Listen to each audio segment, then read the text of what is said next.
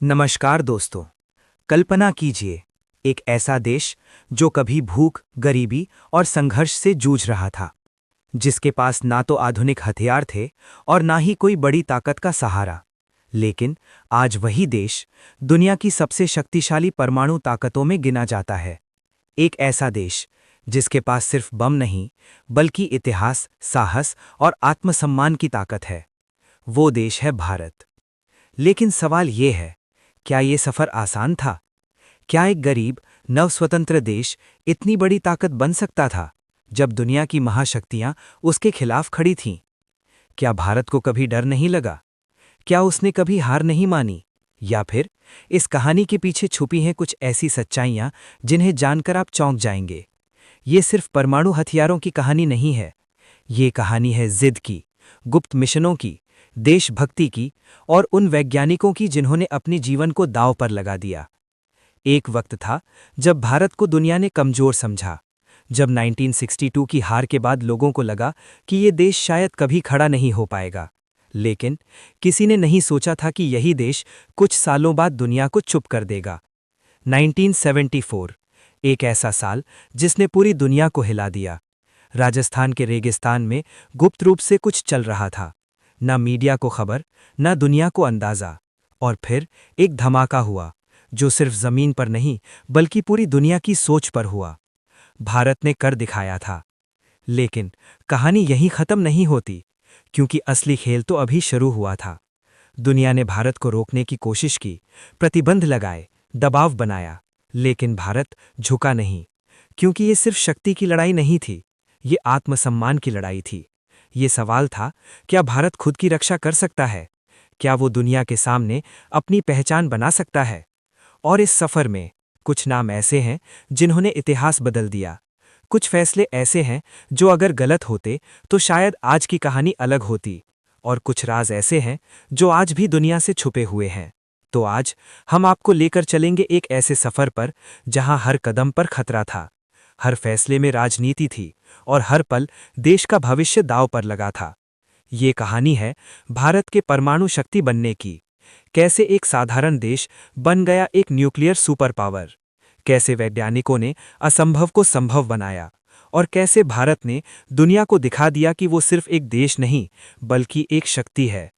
ये है how India became a nuclear super power. Bharat, एक ऐसा देश जिसने सदियों की गुलामी के बाद 1947 में अपनी आज़ादी हासिल की। लेकिन आज़ादी के साथ जो मिला वो कोई जीत का जश्न नहीं था, बल्कि एक टूटा हुआ सिस्टम, एक कमज़ोर अर्थव्यवस्था और एक असुरक्षित भविष्य। देश दो हिस्सों में बंट चुका था। एक तरफ था भारत और दूसरी तरफ पाकिस्तान। और इस बंटवारे ने सिर्फ ज़मीन ही नहीं छीनी, बल्कि लाखों जिंदगियां भी छीन लीं। उस समय भारत के पास ना तो एडवांस टेक्नोलॉजी थी, ना ही मजबूत सेना, और सबसे बड़ी बात, ना ही कोई ऐसा हथियार जो देश को बड़े खतरों से बचा सके। दुनिया उस वक्त दो हिस्सों में बटी हुई थी। एक तरफ था यूनाइटेड स्टेट्स और दूसरी तरफ सोवियत यूनियन। और इन दोनों के बीच चल रही थी एक खामोश जंग, जिसे दुनिया जानती है कोल्ड वॉर। इस जंग में ताकत का मतलब था परमाणु हथियार। जो देश जितना पावरफुल न्यूक्लियर था, वो उतना ही सुरक्षित माना जाता था। और इसी बीच एक और घटना ने भारत को झकझोर दिया। 1962, जब भारत का सामना हुआ चाइना से, और इस युद्ध ने भारत को उसकी सबसे बड़ी कमजोरी दिखा दी। भारत हार गया था। लेकिन उस हार ने एक सवाल खड़ा कर दिया, क्या भारत हमेशा दूसरों पर निर्भर रहेगा? क्या वो खुद को कभी सुरक्षित बना पाएगा? यही वो पल था जब भारत के नेताओं और वैज्ञानिकों ने एक बड़ा फैसला लिया। एक ऐसा फैसला जो आने वाले दशकों में भारत की पहचान बदलने वाला था। भारत को अब सिर्फ जीना नहीं था, बल्कि खुद को साबित करना था। और इसके लिए उसे चाहिए था एक ऐसी ताकत जिसे दुनिया नजरअंदाज ना कर सके। और यहीं से शुरू हुआ भारत का सबसे गुप्त, सबसे साहसी और सबसे ऐतिहासिक मिशन। एक ऐसा मिशन जिसके बारे में दुनिया को कुछ पता नहीं था, लेकिन जो आने वाले समय में इतिहास लिखने वाला था। 1962 की हार के बाद भारत सिर्फ एक देश नहीं था, बल्कि एक सवाल बन चुका था। एक ऐसा सवाल जिसका जवाब देना अब जरूरी था। और तभी भारत के कुछ महान वैज्ञानिकों ने एक सपना देखा, एक ऐसा सपना जो उस समय लगभग असंभव था। उस सपने का नाम था परमाणु शक्ति। इस मिशन की नींव रखी एक ऐसे वैज्ञानिक ने जिन्हें आज भी भारत का परमाणु पिता कहा जाता है। उन्होंने एक विजन दिया, अगर भारत को दुनिया में सम्मान चाहिए तो उसे खुद को वैज्ञानिक रूप से मजबूत बनाना होगा। और फिर शुरू हुआ भारत का पहला nuclear research programme, atomic energy commission of India. ये कोई आम प्रोजेक्ट नहीं था, ये एक गुप्त मिशन था जहां हर एक्सपेरिमेंट, हर कैलकुलेशन, हर कदम देश की सुरक्षा से जुड़ा था। लेकिन रास्ता आसान नहीं था। भारत के पास न रिसोर्सेज थे, न एडवांस टेक्नोलॉजी, और सबसे बड़ी बात, दुनिया भारत पर भरोसा नहीं करती थी।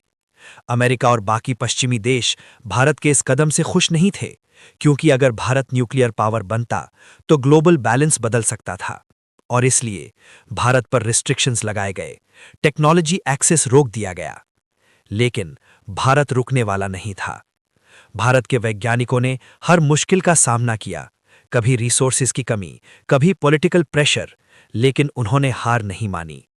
रात के अंधेरे में छोटे छोटे लैब्स में साइंटिस्ट्स काम करते रहे, ना कोई रिकग्निशन, ना कोई अपलॉज, सिर्फ एक गोल, भारत को मजबूत बनाना। और धीरे धीरे भारत ने अपने न्यूक्लियर प्रोग्राम को आगे बढ़ाना शुरू किया, एक एक स्टेप, चुपचाप, गुप्त तरीके से। दुनिया को कुछ पता नहीं था, लेकिन भारत इतिहास लिखने की तैयारी कर रहा था।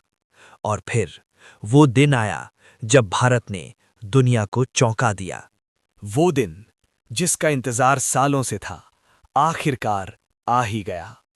साल 1974, राजस्थान का एक शांत रेगिस्तान, जहां दूर दूर तक सिर्फ रेत ही रेत थी।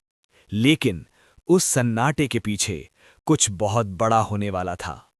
इस मिशन को रखा गया था पूरी तरह गुप्त, इतना गुप्त कि भारत सरकार के कुछ चुनिंदा लोग ही इसके बारे में जानते थे। ये था भारत का पहला न्यूक्लियर टेस्ट। इस ऑपरेशन का नाम था स्माइलिंग बुद्धा। वैज्ञानिक दिन रात काम कर रहे थे। हर कैलकुलेशन, हर वायर, हर टाइमिंग, सब कुछ परफेक्ट होना जरूरी था, क्योंकि एक छोटी सी गलती सब कुछ खत्म कर सकती थी। 11 मई 1974, वो सुबह जो इतिहास बनने वाली थी। काउंटडाउन शुरू हुआ। 10, 9, 8। हर सेकंड दिल की धड़कन बढ़ा रहा था। 3, 2, 1। बूम! धरती हिल उठी। रेगिस्तान की रेत आसमान में उड़ने लगी, एक तेज रोशनी जिसने पूरे आसमान को ढक लिया। ये सिर्फ एक धमाका नहीं था, ये था भारत का ऐलान। भारत ने दुनिया को बता दिया था कि अब वो कमजोर नहीं है, अब वो सिर्फ एक देश नहीं बल्कि एक परमाणु शक्ति है। पूरी दुनिया हैरान रह गई। किसी को अंदाजा भी नहीं था कि भारत इतनी चुपचाप इतना बड़ा कदम उठा लेगा। लेकिन इस सफलता की कीमत भी थी। दुनिया के कई देशों ने भारत के खिलाफ कदम उठाए, प्रतिबंध लगाए गए, टेक्नोलॉजी एक्सेस और भी मुश्किल कर दिया गया। लेकिन इस बार भारत तैयार था, क्योंकि अब भारत ने खुद को साबित कर दिया था। लेकिन भारत की कहानी यहां खत्म नहीं होती। 1974 के उस धमाके के बाद दुनिया ने भारत को रोकने की कोशिश की, प्रतिबंध लगाए गए, टेक्नोलॉजी एक्सेस बंद किया गया। लेकिन भारत ने इस बार झुकना नहीं सीखा था, क्योंकि ये सिर्फ ताकत की लड़ाई नहीं थी, ये लड़ाई थी आत्मसम्मान की। भारत के वैज्ञानिक जो कभी छोटे लैब्स में रात के अंधेरे में काम करते थे, अब उसी मेहनत का फल देख रहे थे। उन्होंने दुनिया को दिखा दिया कि अगर इरादे मजबूत हों तो कोई भी कमी रास्ता नहीं रोक सकती। समय बीतता गया, लेकिन भारत का न्यूक्लियर प्रोग्राम रुका नहीं। साल 1998, एक बार फिर राजस्थान की धरती इतिहास लिखने वाली थी। पोखरण 2। भारत ने लगातार 5 न्यूक्लियर टेस्ट्स किए, और इस बार पूरी दुनिया देख रही थी। अब कोई शक नहीं था, भारत एक सच्चा न्यूक्लियर पावर बन चुका था। लेकिन इस कहानी के असली हीरो ना तो नेता थे, ना ही हथियार, बल्कि वो लोग थे होमी जहांगीर भाभा जैसे वैज्ञानिक और उनके जैसे हजारों अनजान चेहरे, जिन्होंने बिना किसी पहचान के, बिना किसी अपलॉज के अपनी पूरी जिंदगी देश के नाम कर दी। आज जब हम भारत को एक न्यूक्लियर सुपर पावर के रूप में देखते हैं तो हमें याद रखना चाहिए कि ये ताकत सिर्फ हथियारों की नहीं है। ये ताकत है संघर्ष की, हिम्मत की और उस जिद की जिसने भारत को असंभव से संभव तक पहुंचा दिया। भारत अब सिर्फ एक देश नहीं बल्कि एक शक्ति है, एक पहचान है, एक उदाहरण है। और ये कहानी हमें हमेशा याद दिलाती रहेगी कि अगर इरादे मजबूत हों तो इतिहास लिखा नहीं जाता, बनाया जाता है। बाकी आज के इस वीडियो को यहीं पर एंड करते हैं। उम्मीद होगा आपको ये वीडियो पसंद आया होगा। बाकी फिर मिलते हैं किसी अगले वीडियो में किसी नए टॉपिक के साथ।